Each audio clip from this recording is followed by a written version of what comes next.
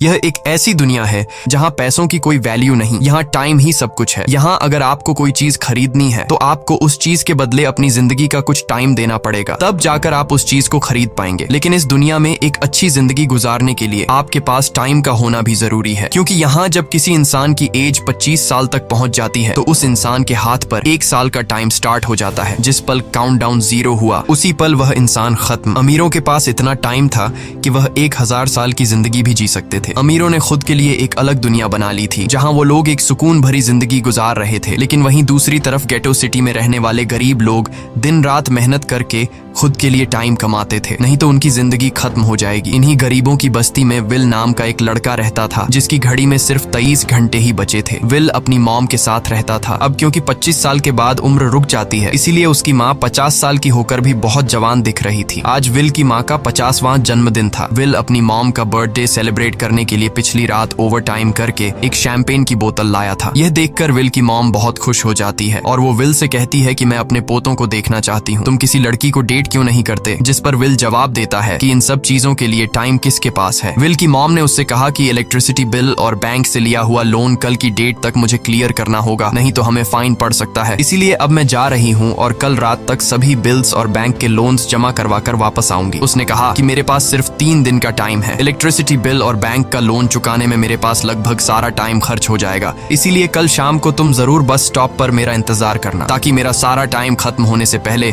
मैं तुमसे कुछ टाइम ले सकूं। इस पर विल ने कहा ठीक है, मैं टाइम पर पहुंच जाऊंगा। जाने से पहले विल की माँ विल के हाथ को छूकर उसकी बॉडी में 30 मिनट ट्रांसफर करती है ताकि विल अच्छा नाश्ता खरीद कर खा सके। इसके बाद दोनों अपने अपने काम पर निकल गए। रास्ते में विल के पास एक छोटी बच्ची आती है। वो विल को एक कैप्सूल देकर विल से उसका थोड़ा सा टाइम मांगती है। विल मुस्कुराते हुए उस छोटी बच्ची को कैप्सूल में अपनी जिंदगी का 5 मिनट का टाइम दे देता है और वह चली जाती है। यहाँ हमें पता चलता है कि यह लोग अपने टाइम को एक कैप्सूल में स्टोर भी कर सकते हैं, जिससे यह लोग कभी भी यूज और ट्रांसफर कर सकते हैं। इसके बाद विल काम के लिए फैक्ट्री पहुंच जाता है। काम शुरू करने से पहले वह कॉफी लेने जाता है, लेकिन वहां वह देखता है कि हर एक चीज का दाम डबल हो गया है। जहां पहले कॉफी 2 मिनट की मिलती थी, अब उसका प्राइस डबल होकर 4 मिनट हो चुका है। यहाँ पर कभी भी किसी चीज का भी दाम बढ़ा दिया जाता है बिना किसी अनाउंसमेंट के। ये बात विल को बहुत बुरी लगती है। मजबूरी में विल ने भी कॉफी के लिए अपनी जिंदगी के 4 मिनट पे किए और काम पर लग गया। दिन भर के काम के बाद रात के वक्त विल अपने दोस्त के साथ एक बार में जाता है। विल का दोस्त एक नंबर का शराबी था। वह हर वक्त शराब के नशे में टली रहता। विल का दोस्त विल को इशारे में बताता है कि वह आदमी सबको फ्री में दारू पिला रहा है और उसके पास बहुत ज्यादा टाइम है। ये सुनकर विल ने जब उस आदमी की तरफ देखा तो उसे चारों तरफ से लड़कियों ने घेरा हुआ था। विल की जब उस आदमी की घड़ी पर नजर गई तो उस आदमी के पास 116 साल का टाइम था। ये देखकर विल समझ जाता है कि यह आदमी ग्रीनिच सिटी से है, क्योंकि गेटो सिटी में लोगों के पास ज्यादा से ज्यादा 2 दिन का टाइम होता है। विल उस आदमी के पास आया और उसे वार्न करने लगा कि यहाँ पर तुम्हें नहीं होना चाहिए था। यहाँ चोरों का खतरा है, ये लोग तुम्हें मारकर तुम्हारा टाइम चुरा लेंगे, इसलिए जल्दी से यहाँ से निकल जाओ। लेकिन वो आदमी विल की बातों को सीरियस नहीं लेता और उसे इग्नोर करके ड्रिंक करने लग जाता है। तभी उस बार में फोर्टिस नाम का एक गैंगस्टर अपने ग्रुप के साथ आया, जिसे देखकर सारे लोग बाहर निकल भागे। दरअसल यह शहर के सबसे बड़े गुंडे हैं जो लोगों से जबरदस्ती टाइम चुराते हैं। विल का दोस्त विल को पकड़कर ले जाने लगा, लेकिन विल ने जाने से इनकार कर दिया और वहां एक कोने में छिपकर सब कुछ देखने लगा। फोर्टिस उस अमीर आदमी से उसका सारा टाइम लूटने आया था। फोर्टिस उस अमीर आदमी को चैलेंज करता है कि चलो पंजा लड़ाते हैं और जो हारेगा वह अपना सारा टाइम जीतने वाले को दे देगा। ये टाइम फाइट आर्म रेसलिंग की तरह थी, जिसमें 2 लोगों को एक दूसरे की कलाई पकड़नी होती थी। जिस भी इंसान की कलाई नीचे होती थी उसका टाइम घटने लगता था और वो टाइम उस आदमी के हाथ में ट्रांसफर होने लगता था जिसकी कलाई ऊपर होती थी। इस तरह जीतने वाला इंसान सारा टाइम उस दूसरे आदमी से अपनी बॉडी में स्टोर करके उसे मार देता। फोर्टिस उस आदमी से कहता है, क्या तुम इसके लिए तैयार हो? इस पर उस अमीर आदमी ने कहा कि मैंने बहुत ज्यादा ड्रिंक की हुई है, इसलिए मुझे कुछ टाइम चाहिए, उसके बाद मैं तुम्हारे चैलेंज के लिए तैयार हूँ। फोर्टिस कहता है कि ठीक है, ये तुम्हारी आखिरी ख्वाहिश है, जाओ, मैं तुम्हें तैयार होने के लिए कुछ मिनट देता हूँ। फोर्टिस उसके साथ अपना एक आदमी भी भेज देता है ताकि यह भाग न सके। वो अमीर आदमी बाथरूम में आकर बहुत ज्यादा उल्टियां करने लग जाता है, क्योंकि उसे काफी चढ़ गई थी। इसलिए अगर वो इस हालत में फोर्टिस से पंजा लड़ता तो इस अमीर आदमी का हारना कंफर्म था। तभी विल वहां पर आ जाता है। वो फोर्टिस के आदमी को मारकर उस अमीर आदमी को अपने साथ उस जगह से बाहर निकाल लेता है और उसे फोर्टिस से बचाकर एक सेफ जगह पे ले आया। विल ने उस अमीर आदमी से कहा कि मैंने तुमसे कहा भी कि तुम्हारी जान को खतरा है, तुम जानबूझकर अपना टाइम क्यों बर्बाद कर रहे हो। वो आदमी विल को अपना नाम हेनरी बताता है और वो विल से पूछता है कि तुम्हारी उम्र कितनी है। विल ने बताया 28 साल। हेनरी ने कहा मेरी उम्र 105 साल है और अब मैं जिंदगी से थक चुका हूँ। मैंने अपनी लाइफ में हर एक चीज का मजा लिया है और अब मुझे इस जिंदगी की जरूरत नहीं है, मैं जीना नहीं चाहता। ये सुनकर विल ने हैरानी से पूछा आखिर तुम कहना क्या चाहते हो। इस पर हेनरी ने कहा लगता है तुम अब तक हकीकत से अनजान हो। क्या तुमने कभी सोचा है कि इस दुनिया में अलग अलग टाइम जोन्स क्यों बनाए गए हैं?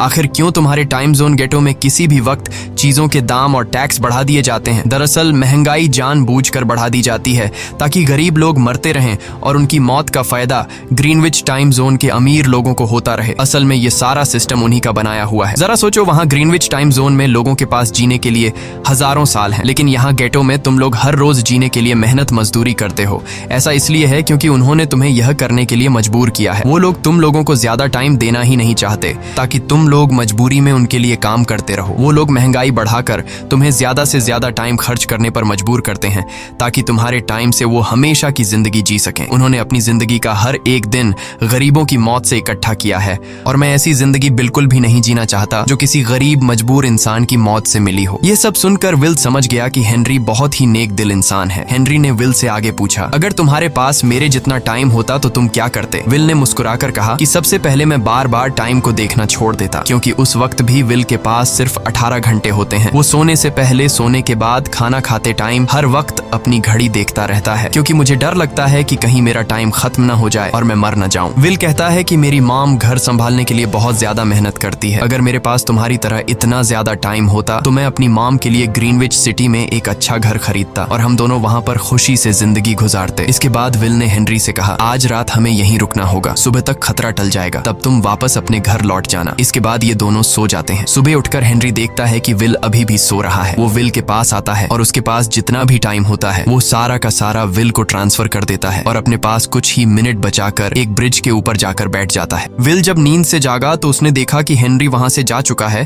तभी हमेशा की तरह नींद से जागने के बाद विल ने अपनी घड़ी में नजर डाली। विल की घड़ी में 116 साल ऐड हो चुके थे। यह देखकर उसकी आंखें खुली की खुली रह गईं। उसे लगा कि वो अभी भी नींद में है और सपना देख रहा है। इसी दौरान विल की नजर विंडो पर पड़ी जिस पर लिखा था मेरा टाइम बर्बाद मत करना। वो समझ जाता है कि हेनरी ने मुझे अपना सारा समय दे दिया है। तभी विल ने हेनरी को दूर एक ब्रिज के किनारे पर बैठे देखा। विल जल्दी से हेनरी की तरफ भागा, लेकिन अब बहुत देर हो चुकी थी क्योंकि हेनरी के पास अब बस कुछ ही सेकंड्स बचे थे और थोड़ी देर बाद वो एक झटके से मरकर ब्रिज से नीचे पानी में गिर गया। विल को हेनरी की मौत का बहुत ज्यादा दुख होता है। अब विल के पास 116 साल की जिंदगी थी और वो समझ जाता है कि अगर मैं यहाँ पर रहा तो लोग समझेंगे कि हेनरी को इसी ने मारा है। विल जल्दी से अपने दोस्त के पास जाता है। विल का दोस्त विल के हाथ में इतना सारा टाइम देखकर शॉक रह जाता है, जिसके बाद विल ने अपने दोस्त को दोस्ती की खातिर 10 साल का टाइम दिया। ये देखकर विल का दोस्त उसका दिल से शुक्रिया अदा करता है। विल कहता है कि यहाँ रहना मेरे लिए अब ठीक नहीं, क्योंकि इतने ज्यादा टाइम को देखते हुए मेरा टाइम छीनने के लिए कोई भी मुझे मार सकता है। अब मैं अपनी माँ के लिए ग्रीनविच सिटी में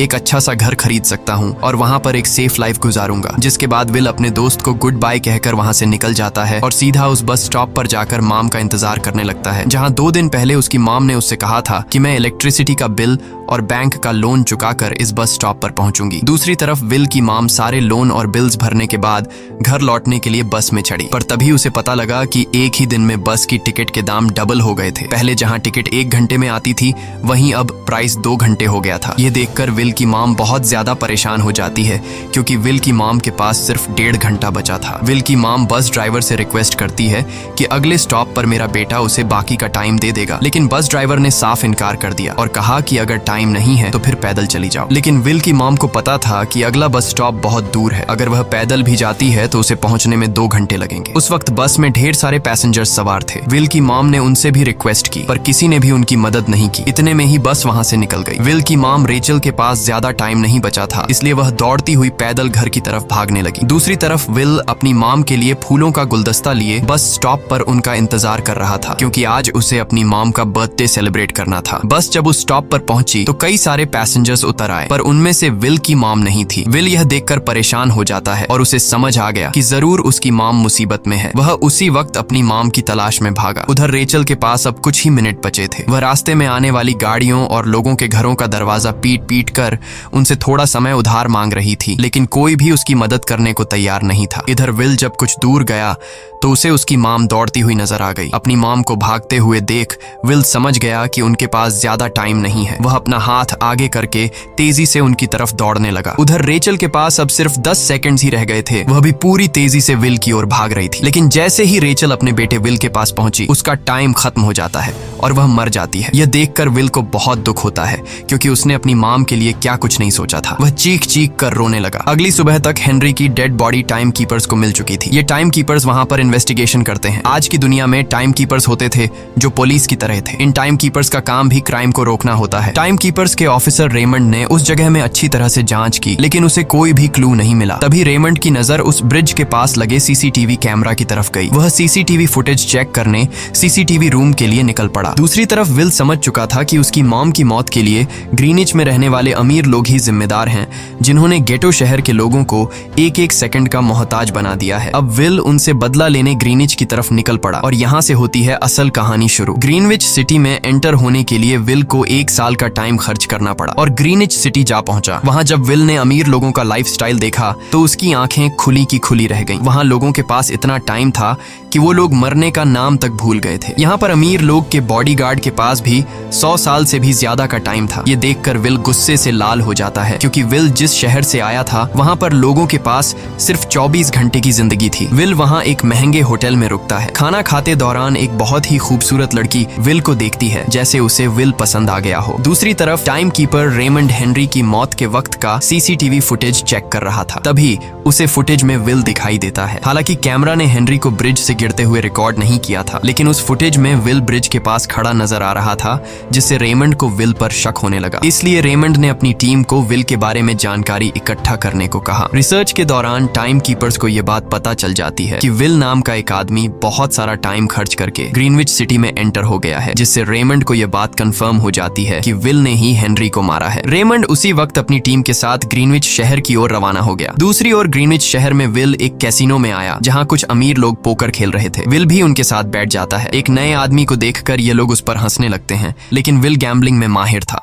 आज उसके लिए अमीरों से पैसे निकालने का सबसे अच्छा मौका था। विल ने फिलिप नाम के एक रईस आदमी के साथ पोकर की बाजी खेली। फिलिप यहाँ का सबसे रईस इंसान है। उसके पास खुद का एक टाइम बैंक है जो लोगों को लोन पर टाइम देता है। फिलिप के साथ उसकी डॉटर भी बैठी होती है। यह वही लड़की है जो कुछ देर पहले विल को गौर से देख रही थी। गेम जब शुरू हो जाती है तब विल अपनी लाइफ का सारा टाइम दांव पर लगा देता है और अपनी माइंड के बदौलत वो फिलिप से 1100 साल जीत जाता है। यह देखकर फिलिप की बेटी सिल्विया विल से काफी ज्यादा इम्प्रेस हो जाती है। उसने विल को कल रात अपने घर पार्टी पर इनवाइट किया। फिर अगली शाम विल एक नई नवेली कार खरीदकर फिलिप की पार्टी में जा पहुंचा। वहीं पार्टी के दौरान विल और सिल्विया डांस करने लगते हैं और सिल्विया मन ही मन विल को दिल दे बैठी। वो अपनी दिल की बात विल से करने ही वाली थी कि तभी टाइम कीपर रेमंड अपनी टीम के साथ वहां पहुंचता है और विल को पकड़ लेते हैं। विल को खूनी समझकर सिल्विया भी उससे नाराज हो गई। रेमंड ने सबसे पहले विल का सारा टाइम उससे छीनकर सिर्फ 2 घंटे दिए। उसके बाद वो विल को हेनरी के खून के इल्जाम में गिरफ्तार करने लगा। रेमंड विल से पूछता है कि तुमने हेनरी को क्यों मारा। विल उसे कहता है कि मैंने उसे मारा नहीं था, बल्कि वो खुद जीना नहीं चाहता था, इसलिए उसने मुझे 116 साल दिए और बाद में उसने खुद की जान ली। लेकिन रेमंड विल की बात पर यकीन नहीं करता। विल समझ जाता है कि रेमंड मुझे हेनरी के झूठे केस में फंसाकर उम्र भर कैद के लिए मुझे जेल में डाल देगा। इसलिए वह मौका देखते ही रेमंड के आदमियों को मारकर खुद को आजाद कर लेता है और उनकी बंदूक लेकर सिल्विया को बंदी बना लिया। सिल्विया को ढाल बनाकर विल उसे साथ लेकर भाग निकला और रेमंड और उसके आदमियों को चकमा देता हुआ वापस गेटो शहर आ पहुंचा। इस दौरान विल के पास टाइम काफी कम बचा था। उसने सिल्विया से कुछ टाइम उधार मांगा, लेकिन सिल्विया ने उसे 1 सेकंड भी देने से इनकार कर दिया, क्योंकि वह भी उसे हेनरी का खूनी समझ रही थी। इसलिए वो और तेजी से गेटो शहर की तरफ कार दौड़ाता है ताकि वहां पहुंचकर किसी से टाइम उधार ले सके। जल्दबाजी में उसका ध्यान आगे सड़क पर बिछी कंटीली तारों पर नहीं पड़ता, जिससे टकराते ही विल की कार ब्रिज से नीचे गिर जाती है। इस एक्सीडेंट में विल और सिल्विया बेहोश हो गए। असल में रास्ते में वह कांटे फोर्टिस और उसकी गैंग ने बिछाए थे। फोर्टिस ने देखा कि सिल्विया के पास 10 साल का टाइम था। वो सिल्विया का सारा टाइम चुरा कर वहाँ से निकल जाते हैं। इतने में ही विल और सिल्विया को होश आया। सिल्विया ने जब अपने हाथ की तरफ देखा तो वो परेशान हुई, क्योंकि उसके पास सिर्फ 30 मिनट ही बचे थे और विल के पास भी कुछ मिनट ही बचे थे। पर फिर भी उसने सिल्विया को अपने कुछ मिनट दिए, जिससे इन दोनों का टाइम बराबर हो गया। इसके बाद विल सिल्विया को लेकर जल्दी से अपने दोस्त के घर जाता है,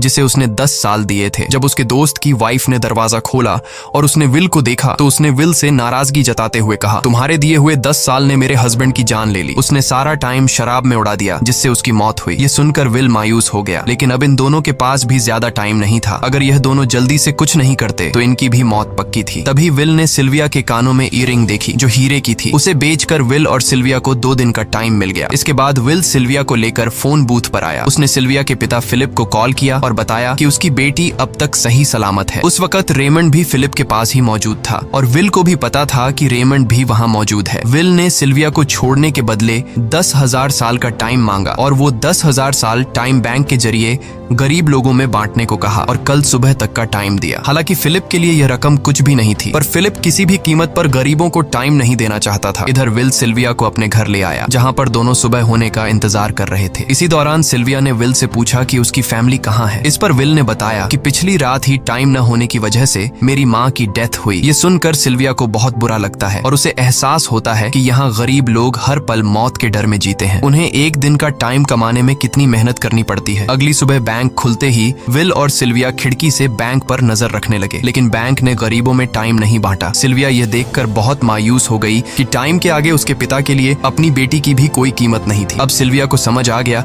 कि उसके पिता सिर्फ बिजनेसमैन नहीं है, बल्कि वो इस सिस्टम के हेड हैं। वो गरीब लोगों की मौत से अपनी जिंदगी के साल जमा करते हैं। सिल्विया को यूं मायूस देखकर विल ने उसे वापस घर भेजने का फैसला किया। वो उसे फोन बूथ पे ले आया और अपने पिता को कॉल करके अपने लिए मदद बुलाने को कहा। इस दौरान विल सिल्विया को वेपन भी दे देता है ताकि वो खुद की हिफाजत कर सके। इधर सिल्विया फोन पर अपने पिता से बात कर रही थी कि तभी टाइम कीपर रेमंड चुपके से वहां आ पहुंचा और विल पर गन तान दी। रेमंड विल पर गोली चलाने ही वाला था कि तभी सिल्विया ने रेमंड को देख लिया और घबराहट में रेमंड पर गोली चला दी। ये देख विल घबरा कर रेमंड के पास आया। हालांकि वो गोली रेमंड के हाथ को छू कर निकल गई थी। रेमंड के हाथ से बहुत खून निकल रहा था। विल ने रेमंड की घड़ी देखी। रेमंड के पास सिर्फ 2 घंटे बचे थे। दरअसल टाइम कीपर्स को भी सैलरी के तौर पर हर रोज 1 दिन का ही टाइम मिलता था। विल समझ गया कि जब तक रेमंड के पास उसके टीम वाले पहुंचेंगे तब तक रेमंड का ज्यादा खून बहने की वजह से उसकी मौत हो गई होगी। इसलिए विल रेमंड को 2 घंटे का टाइम देते हुए रेमंड की कार को लेकर वहां से निकल गया। रेमंड को गोली मारकर अब सिल्विया भी क्राइम लिस्ट में आ चुकी थी। हालांकि विल ने सिल्विया से कहा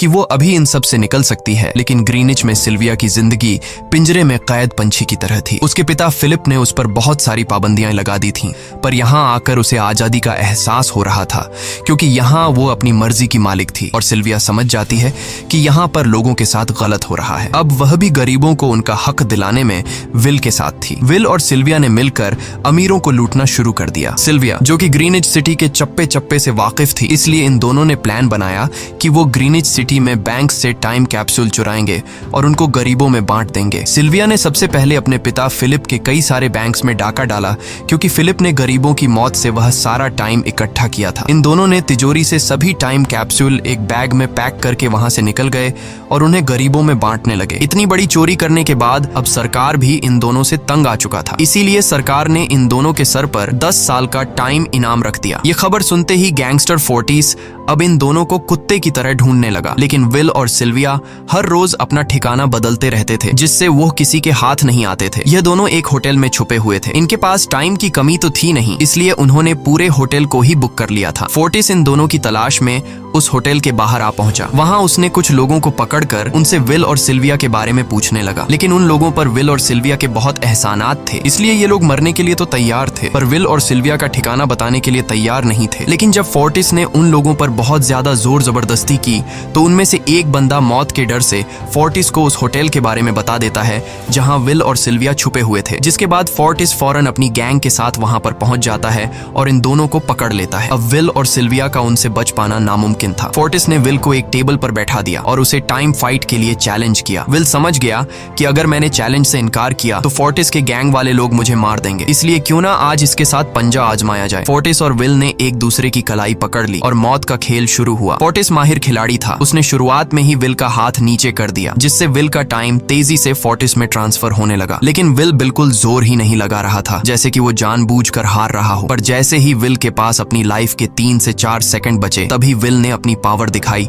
और एक झटके से फोर्टिस का हाथ नीचे कर दिया। फोर्टिस की आंखें खुली की खुली रह गईं। वो पूरा जोर लगाकर अपना हाथ ऊपर करने की कोशिश कर रहा था, लेकिन विल की ताकत के आगे वो ढीला पड़ चुका था। ये देख फोर्टिस के आदमियों का ध्यान फोर्टिस की घड़ी पर अटक गया। अब उनका बॉस मरने वाला था। इतने में ही मौका पाकर विल ने अपने जूते से गन निकाली और पलक झपकते ही फोर्टिस के सारे आदमियों को शूट कर दिया, क्योंकि अगर वो ऐसा नहीं करता तो वो लोग उसे मार देते। इसी के साथ फोर्टिस का टाइम 0 हो गया और वह भी मारा गया। विल और सिल्विया जल्दी से वहां से भाग निकले। इसी दौरान उन्होंने देखा कि अमीरों ने सारा खेल पलट दिया था। विल और सिल्विया ने गरीबों में जितना भी टाइम बांटा था उसकी वैल्यू अब कुछ भी नहीं रही थी, क्योंकि अमीरों ने महंगाई के दर को कई गुना बढ़ा दिया था। यह देख विल हारा हुआ महसूस करने लगा और उसे लगा कि मैं कभी भी इन गरीबों को उनका हक नहीं दिला सकूंगा। उसने सिल्विया से कहा कि अब सब खत्म हो चुका है, अगर वो लोगों में 1000 साल भी बांट दें तो अमीर लोग महंगाई को और ज्यादा बढ़ा देंगे, जिससे लोगों की हालत कभी नहीं सुधर पाएगी। सिल्विया ने कहा कि कोई तो रास्ता होगा। इस पर विल ने कहा कि हमें लाखों साल चुराकर इन लोगों को देने होंगे, तब जाकर हम लोग महंगाई को कंट्रोल कर सकते हैं। हालांकि यह इतना आसान नहीं था, पर सिल्विया ने इसके लिए एक प्लान सोच रखा था। अगली ही सुबह जब फिलिप अपने बॉडीगार्ड्स के साथ ऑफिस पहुंचा, तभी सिल्विया वहां आई और उसने अपने पिता से कहा कि वो सरेंडर करना चाहती है। तब सारे गार्ड्स ने सिल्विया पर गन तान दी, लेकिन तभी वहां पीछे से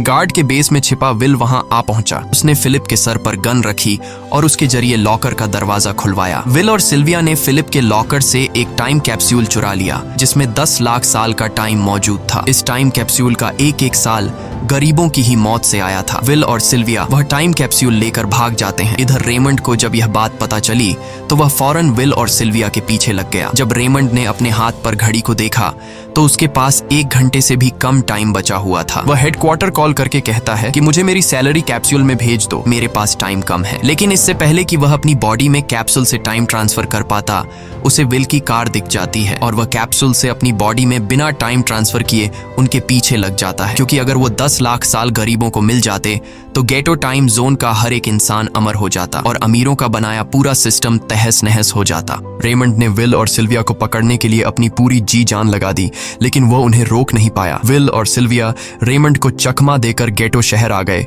और वह टाइम कैप्सूल एक बच्ची के हाथों में सौंप दिया। उन्हें पता था कि रेमंड सीधा हमारे पीछे गीटो शहर पहुंचेगा, इसलिए उन्होंने इस जगह को छोड़कर एक सुनसान जगह पर चले गए। उधर उन्होंने गीटो शहर के लोगों में लाखों साल बांटकर उन्हें अमर कर दिया था, लेकिन खुद इन दोनों के पास बहुत ही कम टाइम बच जाता है। बदकिस्मती से उसी पल रेमंड ने उन्हें पकड़ लिया। रेमंड ने विल को धमकी देते हुए कहा, अगर तुम्हें अपनी जान प्यारी है तो चुराया हुआ सारा टाइम वापस कर दो। तब विल ने उसे अपनी घड़ी का समय दिखाया। विल और सिल्विया के पास कुछ ही मिनट बचे थे। विल ने रेमंड से कहा, कहीं तुम भूल तो नहीं गए? याद है जब तुम मरने वाले थे तो मैंने तुम्हें कुछ टाइम उधार दिया था, टाइम तो तुम्हें मुझे वापस करना चाहिए। यह सुनकर रेमंड को याद आया कि विल और सिल्विया को पकड़ने की जल्दी में उसने अपने टाइम पर ध्यान ही नहीं दिया। जब उसने अपनी घड़ी पर नजर डाली तो उसके पास सिर्फ 5 सेकंड ही बचे थे, जो देखते ही देखते 0 हो गए और रेमंड मारा गया। विल और सिल्विया रेमंड से तो बच गए थे, पर इन दोनों के पास भी अब सिर्फ एक मिनट ही बचा था। ऊपर से उस सुनसान इलाके में उनकी मदद करने वाला भी अब कोई नहीं था। उन्हें अपनी मौत साफ नजर आ रही थी। इन दोनों ने मायूस होकर एक दूसरे को गले लगाया और तभी विल को रेमंड की कार नजर आई। विल फौरन कार की तरफ भागा और वहां पहुंचकर उसने रेमंड की सैलरी का टाइम अपनी घड़ी में ट्रांसफर कर दिया। इसके बाद वह सिल्विया को भी टाइम देने उसकी ओर भागने लगा। सिल्विया भी तेजी से विल की ओर दौड़ रही थी। सिल्विया के पास कुछ ही सेकंड्स बचे हुए थे। यह बिल्कुल उसी तरह का पल था जिस तरह से विल ने अपनी मॉम को खोया था। विल ने अपनी मॉम को तो खो दिया था, पर सिल्विया को नहीं खोना चाहता था। विल सिल्विया के बिल्कुल करीब ही था, पर तभी सिल्विया विल की बाहों में गिर पड़ी। लकीली विल ने सही वक्त पर सिल्विया का हाथ थाम लिया था, जिससे उसकी जान बच गई। विल और सिल्विया की बदौलत अब डेटन शहर के सारे लोग अमर हो चुके थे। अब उन्हें 1-1 घंटे कमाने के लिए फैक्ट्रीज में काम करने की जरूरत नहीं थी। वह सभी अपने सपनों को पूरा करने ग्रीनिच शहर की ओर निकल पड़े, जिससे अमीरों का बनाया सारा सिस्टम फेल हो गया। वहीं इसी के साथ यह कहानी खत्म हो जाती है। अगर आपको वीडियो अच्छी लगी हो तो हमारे चैनल को सब्सक्राइब और वीडियो को लाइक जरूर कीजिएगा।